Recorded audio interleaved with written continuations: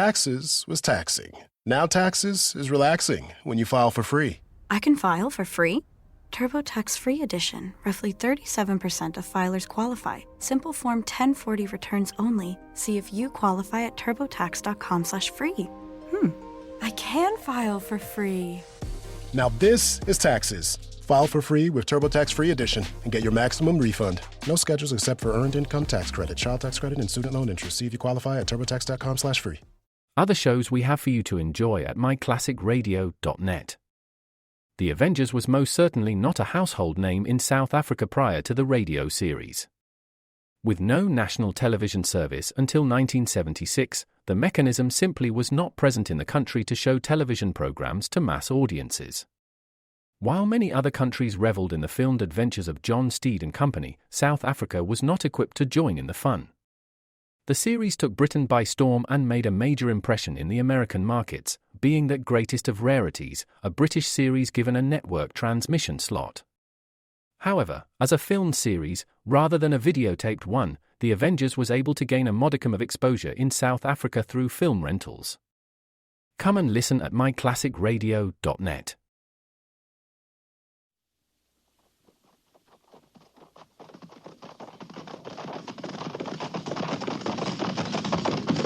At the gallop, follow!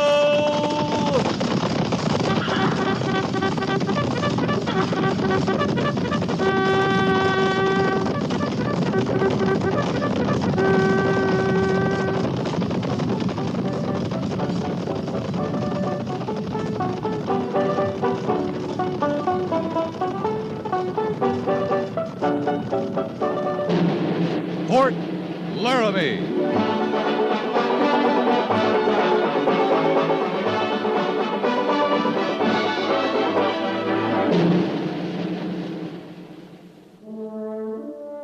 Fort Laramie, starring Raymond Burr as Captain Lee Quince. Specially transcribed tales of the dark and tragic ground of the wild frontier, the saga of fighting men who rode the rim of empire, and the dramatic story of Lee Quince, Captain of Cavalry.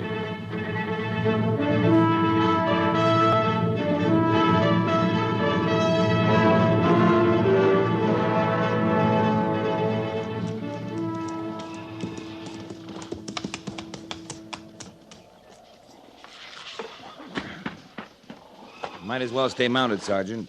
Looks like their stage is ready. Yes, sir. I'll talk to the agent.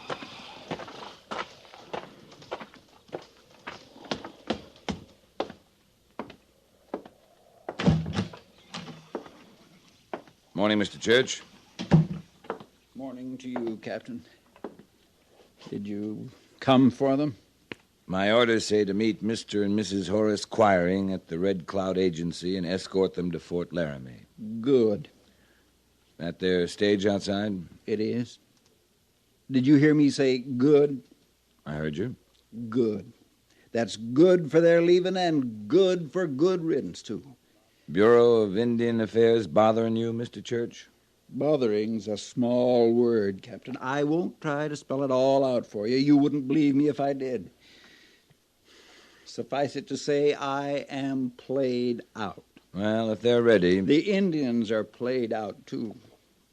What's the matter with them? You don't know these folks at all? No. The Major says Mr. Quiring has something to do with the Bureau of Indian Affairs. Basket weaving, dancing, lore and culture studies, fire-making, Indian mythology. Oh, I tell you, Captain, we've had a busy couple of weeks. Well, if he wants to learn about the Indians, he'd... Captain, he's been teaching. He's been teaching the Indians how to make baskets? That's the least of it.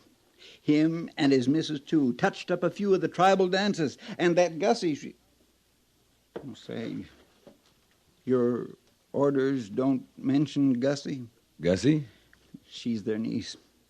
A great hand to go around and make fires rubbing a couple of dry sticks together. Showed the Indians how, did she? Oh, they was amazed. Oh, you wouldn't leave Gussie here. Well, I mean, seeing her name ain't set down in your orders, you wouldn't do a trick like that to me, Captain. I'll take 'em all. Oh, good. Of course, that poses a problem, too. How's that? You got to find them first. They lost? Always. Let's go, Captain.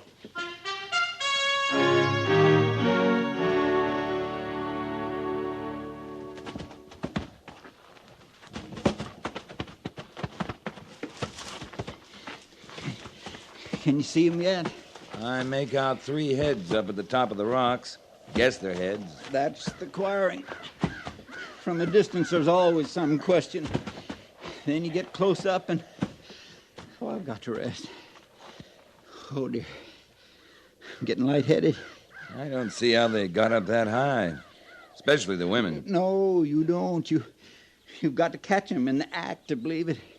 And then you'd swear you hadn't seen it. Oh, active. Mighty active. Well, I'll go up and get them. Can't keep the patrol sitting around all morning. I figure they're your responsibility now, Captain. I've done all I can do, and then some. We'll pick you up on our way down. All right.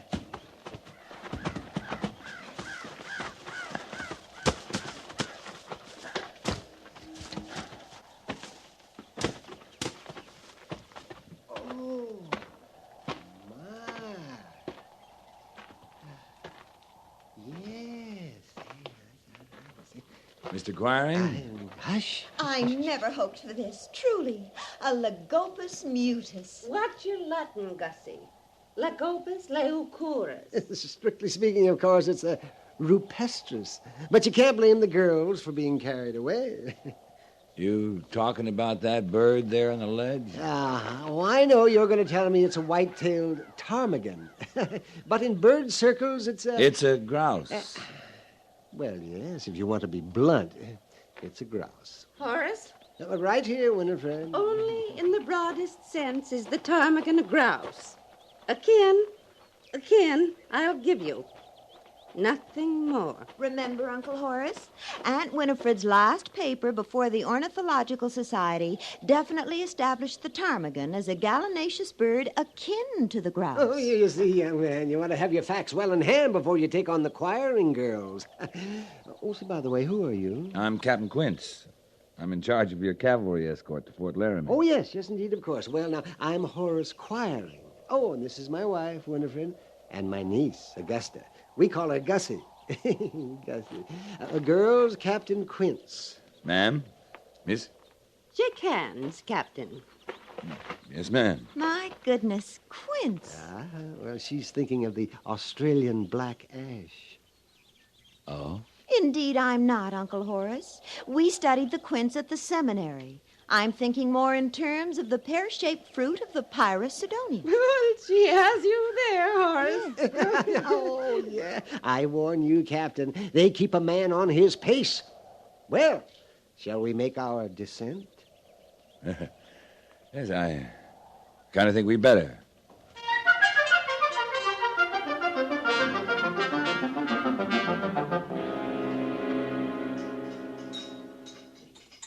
Maybe it's a little early for him to have breakfast, Lee. For the Quirings? They probably struck out before dawn and roasted a buffalo on an open fire. A fire Gussie made rubbing 2 dry sticks together. I know you don't like your assignment, Lee, but there's no cause to exaggerate. I thought the Indian agent was exaggerating, too. They seem like perfectly nice people to me. A pleasant, close-knit family. You spent 5 minutes with them. Never got past how to do. Mrs. Daggett was leaving on the stage. I explained that. It's all right. Maybe it's better you find out for yourself. The Indian agent says they know more about Indians than the Indians do. They might start telling us how to run the guard mount. I wish they'd come. I'm starved. Maybe they're lost. Oh, that's ridiculous. The Indian agent says they're always lost. You see, they go climbing around a lot, looking for birds and things. Well, they're not lost this time. Here's Mr. Quiring. Well, my goodness. Oh, don't you bother getting up for me, Major. Captain. Morning, Mr. Quiring. Morning, sir. Oh, isn't it? Oh. Sit down, Mr. Quiring. Thank you. All right. Well, now, how nice. So this is the officer's mess, is it? That's right. Would you like some coffee while we're waiting? Oh, I'd love some nothing like a good cup of coffee. Waiting. For the ladies. And the ladies? For Mrs. Quiring, Miss Gussie. Oh, the girls. See, where are they? Well, I just supposed you'd all be together. We were. Yeah, but that was at breakfast. I haven't seen the girls since breakfast. A little raspy in the throat, are we, Captain? No, I sort of choked. Oh, you want to watch that? That's bad business. You've had breakfast, Mr. Quiring? My goodness, yes. Why, it's after 7, Major. Oh, it was a good breakfast, too. It was outdoors, open fire. All the sounds of the aurora as the sun came up and shone with its full glory on Laramie Peak. You say an open fire, Mr. Quiring? Yes, Gussie insists on an open fire. Ever since she learned how to... well, the things young ladies learn in seminaries these days. My, just open your eyes. Mind telling us what you had for breakfast? Not at all. Glad to. Winifred's department, the food, she made the boast. But to tell you the truth, I never thought she'd bag it. Well, sir, she wasn't up in that canyon 5 minutes until... Bang, bang! Oh, I'm sorry. I hope I didn't frighten you, Major. No. I'm all right. Bang, bang. What, Mr. Quiring? Oh, breakfast. Yes, breakfast. It wasn't a buffalo by any chance. Oh, no. A buffalo. I don't believe Winifred could have bagged the buffalo. No, it wasn't a buffalo. I didn't think it would be. No, it was an antelope. See, that is a bad throat you've got there, Captain. I guess it comes from exaggerating things. Wouldn't you say, Major? I've got some business to attend to. Better get over to headquarters. But you haven't had your breakfast, Major. Well, I'm not hungry. Oh, no. I'll bet Winifred could tempt you with some of that antelope. Oh, my. Delicate, succulent. I hope their foray into the woods was successful. I couldn't go with them. You see, I was most anxious. What foray into what woods, Mr. Quiring? What woods? Now, let me get my bearings. Now, which way is north? That way. That's splendid. Yes, that's it. There are some woods to the north, and last time I saw the girls, they were... Captain Quince, you're to form a search party immediately. Take what men you need. Search party? Why? The land to the north is Indian country, Mr. Quiring. Well, of course, that's why they went, but, oh, my goodness, a search. You speak as if the girls are lost. We're speaking as if they're in danger, Mr. Quiring. Those woods are full of Arapaho, Shoshone, Crow. Oh, I don't think they'll bother the girls. But I am glad you mentioned that. I've been meaning to have a chat with you concerning the perimeter defense of the fort. Captain? Yes, sir. Move out. Yes, now, Major... Right away, sir. I noticed last night a tattoo. It seemed to me it would make the slightest...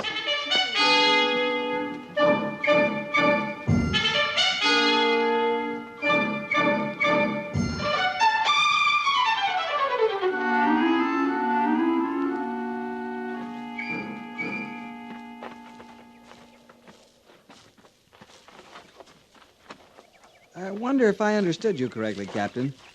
We're to look up in the trees as well? You understood me, Mr. Syberts. Up in the trees, up on rock ledges, up on cliffs. The ladies climb, sir? Climb or fly, I don't know. But you pick a spot no one can get to except maybe an eagle. They'll be there.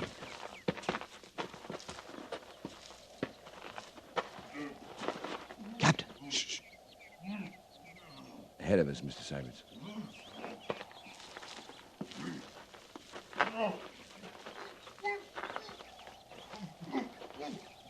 Sounds like a grizzly. Like no grizzly I ever heard.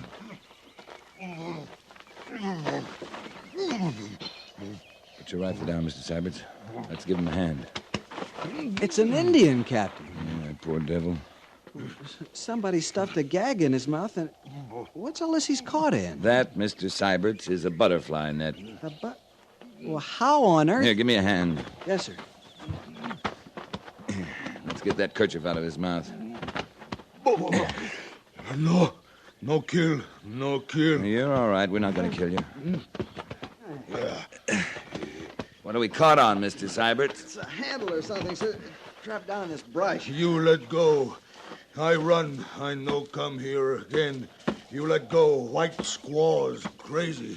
Yeah, I think you're right. Young man, down there. Don't set him free. Captain, look where she is. Clear up at the top of the... I told you, Mr. Syberts. You better come down from there, Mrs. Quiring. No, you not let her down here again. I run. White squaw full of bad spirits. Shut up. Young man, do as I say. Leave the Indian as you found him. He bothers us. Keep working, Mr. Saberts. Let him go when you get him free. I'll go up and get the girls.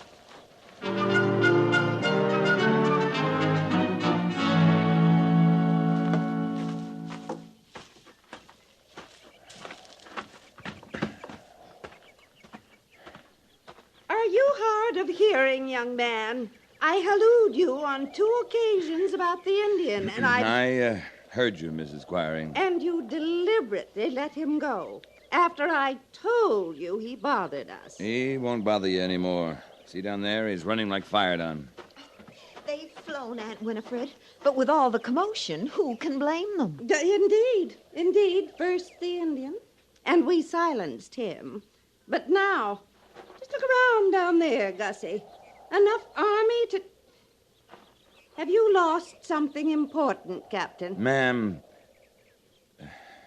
you got to understand a few things about the West, about Indians, about Army garrisons. Well, now, if that isn't what we're trying our level best to do, Captain Quince, and how better to do it than by going directly to nature, studying the birds of flight, the animals... Miss Gussie. Yes? Miss Gussie, this is Indian country. You're not allowed to go directly to nature in Indian country, not if you're a white woman. Now that's plain silly. It's a treaty says so, Mrs. Quiring. Took a long time, talking, negotiating, giving and taking. And finally, it was decided the Indians were the only ones with rights to this land. The Indian didn't mean us any harm, did you think, Aunt Winifred? Furthest thing from his mind. He was nosy, that's all. Gussie and I had stolen up on... Now, mind what I tell you, Captain. We'd stolen up on a bittern, a sharp-shinned hawk. Aunt Winifred, your language. I'm breaking it down for the captain. Remember the problem we had earlier about what he called a grouse? Oh, of course. Ma'am, if you'll let me get a word a bittern, a sharp-shinned hawk, a goshawk, a bald eagle, and a crow. A crow, Aunt Winifred? The Indian was a crow, wasn't he, Captain? Other shows we have for you to enjoy at myclassicradio.net. The Black Museum was a 1951 radio crime drama program independently produced by Harry Alan Towers and based on real-life cases from the files of Scotland Yard's Black Museum. Ira Marion was the scriptwriter, and music for the series was composed and conducted by Sidney Torch. Although often mistakenly cited as being produced for the BBC, the series was produced and syndicated commercially by Towers throughout the English-speaking world. Come and listen at myclassicradio.net. Yes, ma'am. He was a crow.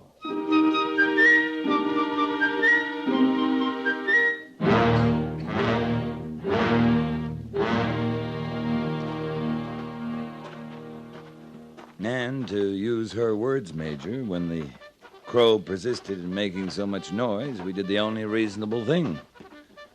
That's when they dropped a butterfly net on him and gagged him with a kerchief.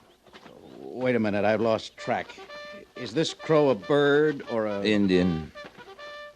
Captain, the Army's been my life for 15 years. But this business with acquirings may bring it to an untimely conclusion. I'm about to write Washington that if they send another party out here in the name of investigating anything, I'll resign. How long the acquiring's going to be putting up here? He hasn't said. But this is an order, Captain. From now on, I'm assigning you to a full-time watch on the 3 of them. We can't always be sending search parties out to find them. There's no watching the 3 of them at one time. They got a way of pairing off or striking out alone. And assign a man to each of them. But I want them accounted for at all times. Hope we don't have any Indian uprisings before they leave. We couldn't spare the men to fight them. Oh, no. Yeah? That'd be Mrs. Quiring. What on earth's she doing with Sergeant Gorse? Talking to him, anyway. I'd have to get closer to find out what about. You go ahead, Captain. I'm going over to the Sutlers. I just remembered, Mrs. Daggett's out of hat pin.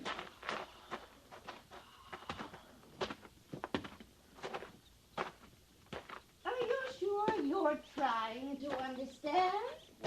I'm not sure, no, ma'am. I hear what you're saying, all right. It's a perfectly simple and direct statement. Toe out. Toe out. Oh, Captain Quince, help me make this nice sergeant understand. What's wrong, Sergeant? I don't rightly know, Captain. Something about the way I walk or don't walk or something. The lady, she... You two haven't met? Formally? Well, now She just come on me talking. Well, then, allow me. Ms. Quiring, this is Sergeant Gorse. Shake hands, Sergeant. Yes, ma'am. Now then, did you say Gorse? Yes, ma'am. That's my name, Gorse. Wonderful! Oh, wonderful! Wait till I tell Gussie and Horace. A Quince and a Gorse on the same army post. Oh, I can't wait. This is too good to keep. You'll excuse me? Yes, ma'am. And don't forget, Sergeant, toe out. Toe out. She sure got a burr somewhere, ain't she? Maybe. You think I walk funny, Captain? I'm beginning to think everyone's a little funny around here, one way or another. My name. What's she going on about my name for? Well, she knows what it means. Well, what does it mean? I don't know. Not me. I got a couple of choices. They can't decide if I'm an Australian black ash or the pear-shaped fruit of the Pyrus Sidonia. Captain, I'm going to go get me some beer. See you practice on the way over, Sergeant. Don't forget. Toe out.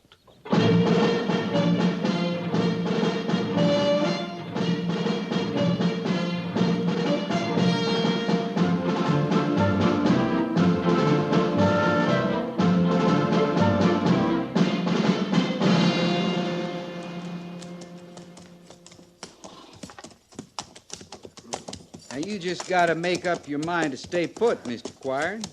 We can't come looking for you every now and then. Well, I'm never lost, you know. Never. I always know where I am. I have maps and charts. Well, it's more that I don't know where you are.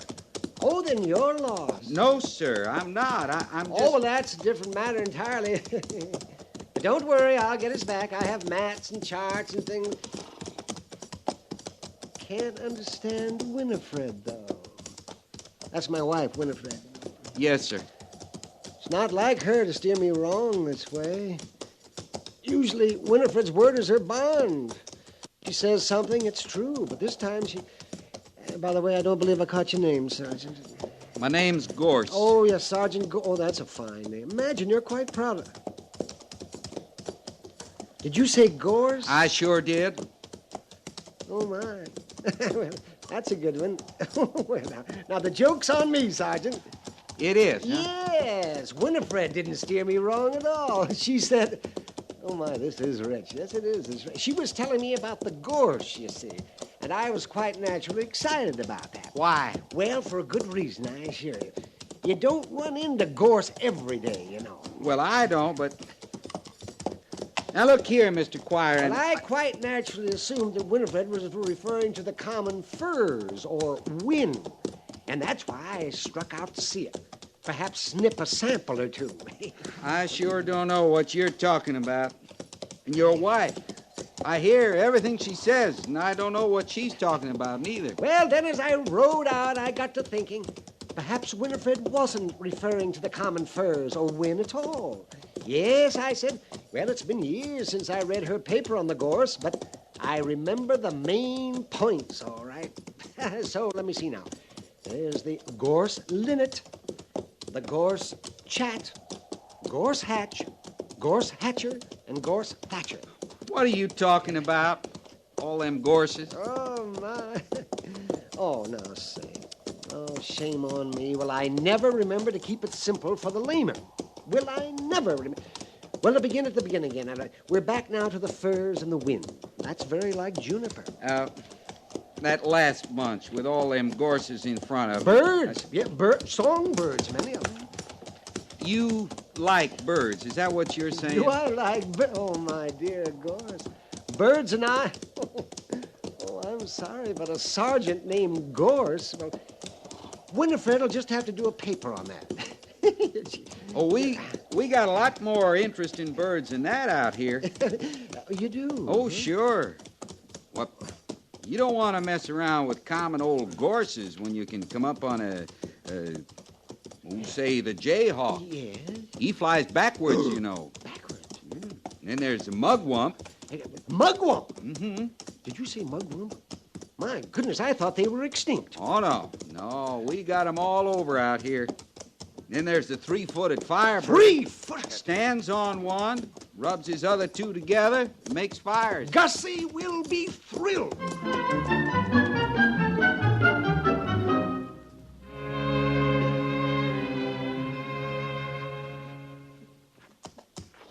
I just can't believe this. That's why I come up here, Captain. They're really leaving?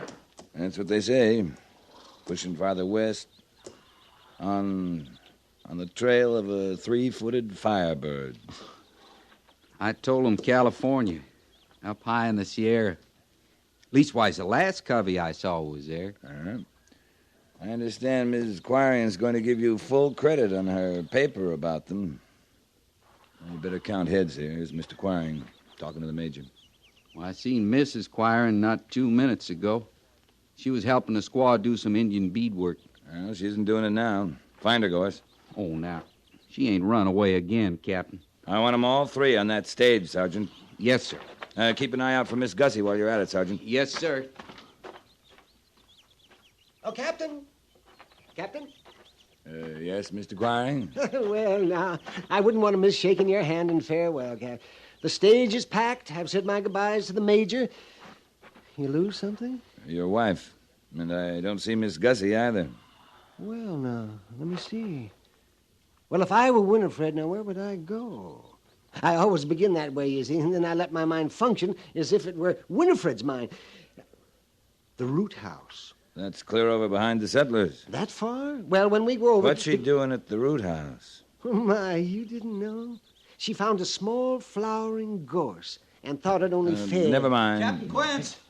What now? It's Miss Gussie, Captain. You see, Captain, we're all accounted for. There's no problem. No, I'm afraid there is, sir. It seems Miss Gussie was demonstrating how quickly she... Well, they don't think it's too serious, but under the circumstances, they took her to the post hospital. Hospital? Yes. Under what circumstances, Mr. Syberts? Burned hands, Captain. But the doctor says in a few days she'll be able to travel. In a few days. Mr. Syberts, this is an order.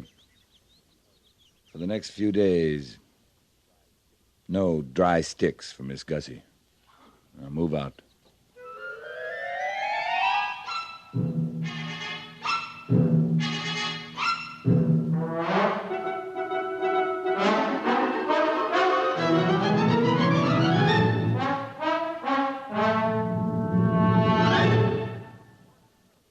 Fort Laramie is produced and directed by Norman MacDonald and stars Raymond Burr as Lee Quince, Captain of Cavalry, with Vic Perrin as Sergeant Gorse. The script was specially written for Fort Laramie by Kathleen Height, with sound patterns by Bill James and Tom Henley. Musical supervision by Amerigo Marino. Featured in the cast were Howard McNear, Virginia Gregg, Parley Bear, Shirley Mitchell, and John Daner. Jack Moyles is Major Daggett, and Harry Bartell is Lieutenant Syberts.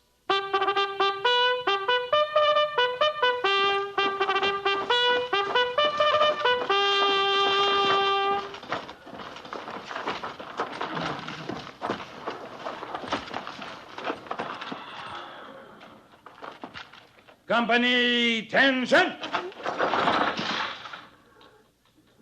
Dismiss.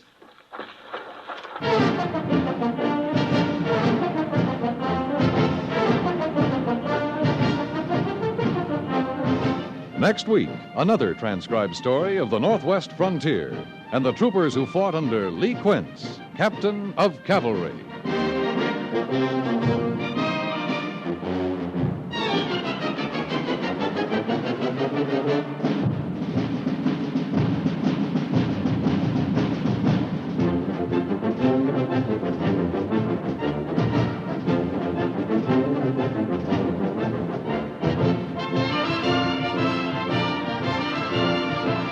Yours truly, Johnny Dollar, is no signature on a valentine. Not that our danger-loving insurance investigator is opposed to romance. It's just that the detective's profession calls for a pragmatic approach to life if he wants to go on living. That's why, no matter how lovely a lady may be, and no matter how attracted to her Johnny Dollar may be, solving the particular case he's working on always takes precedence over sentiment.